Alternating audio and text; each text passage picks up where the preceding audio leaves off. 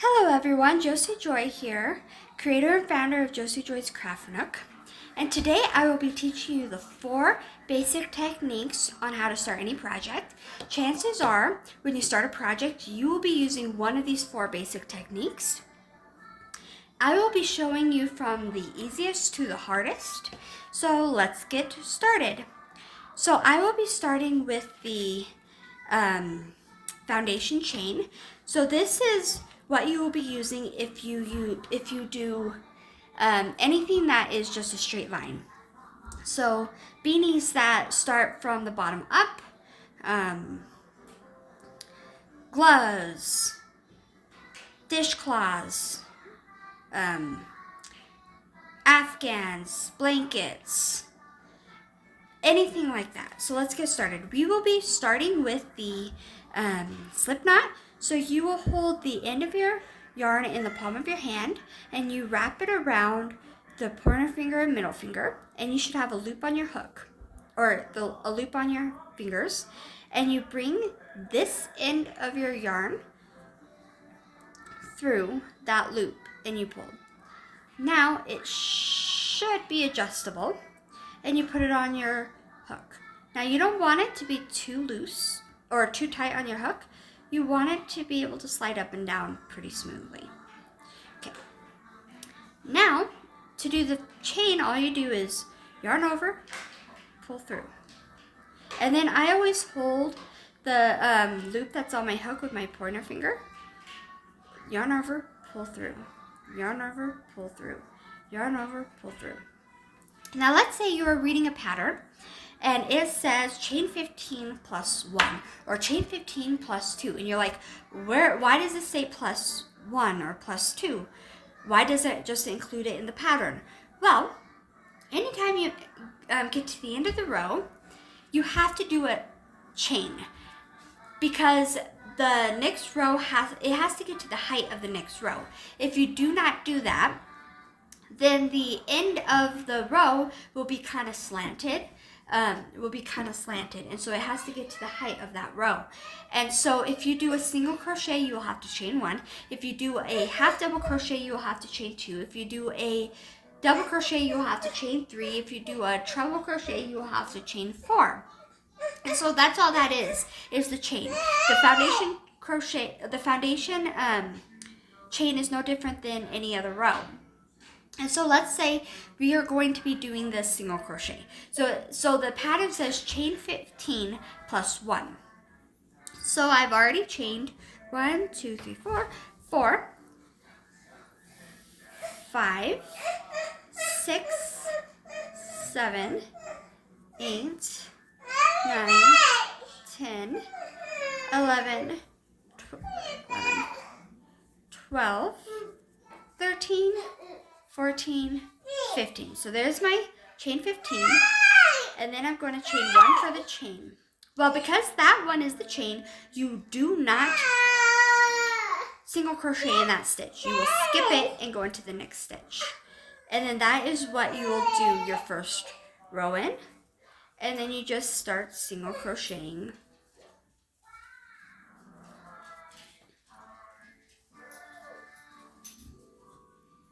across,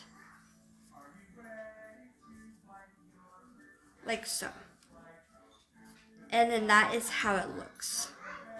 Okay?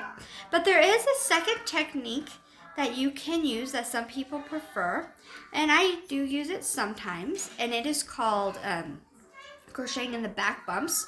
So this is the front of your work. Okay? Most people just crochet in that front loop right there. Now, but if you turn your work to the back, like so, you will see these little back ridges. Some people prefer crocheting in those because it leaves a nice end. And so I will show you what that looks like. So you will still skip that first single crochet and single crochet in the second ridge. And then you will single crochet. Now it is a little tough to get into the back ridges. So some people do not like to single crochet in the back ridges for that particular reason.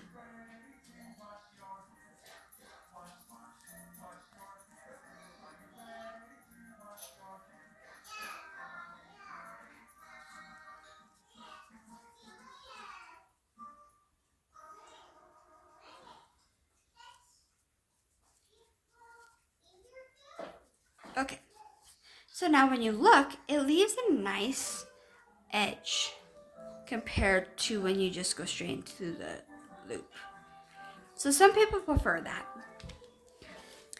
Okay, so the second one we are going to do, now the next three that we do are for anything that is done with circles, whether it's a beanie or anything with an amigurumi that's a circle, or a circular rug, circular dishcloth, circular anything.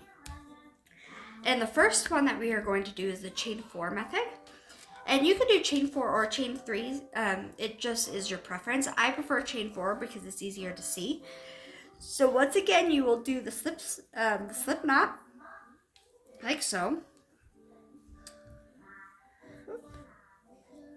And you are chain 4. 1, 2, 3, 4. Okay, and so you'll go into that first stitch right there. Right there, and you will yarn over and pull through. You should have 2 loops on your hook. 1, 2. You will take that first loop and you will pull through that stitch. Okay? You will chain 1 and you will start single crocheting into the middle of the loop. So if I hold it up to the camera, you'll see a center. You'll see a center right here, and you just start single crocheting right into that center of the ring. 1. And I like to single crochet over the yarn end so I don't have to weave it in. Now this is actually the technique I learned how to do my beanies with. Okay. And that is how you do that method. Okay. Now the third method is the chain 2 method. This was the second method I learned. Okay. And so you do again the slip knot. And you chain 2 up, 1, 2. Now you go into that first stitch right there, and you just start single crocheting into that stitch. Right there. Just start single crocheting. However many you need to do, or how many the pattern calls for. Now I do not like this technique because it leaves a big hole and it's hard to get that hole tightly closed. So I don't hardly use this technique, but that is that technique. Now the last and final technique is the hardest technique. And this is, most amigurumi users use this technique. It is called the magic ring or the magic circle. Now, I will tell you that it is a pain in the butt to learn this technique, but once you learn it, you won't go back. I learned it. I used to hate this technique, but now that I know it, I don't use anything else. And the reason is because no other technique gets the circle tight.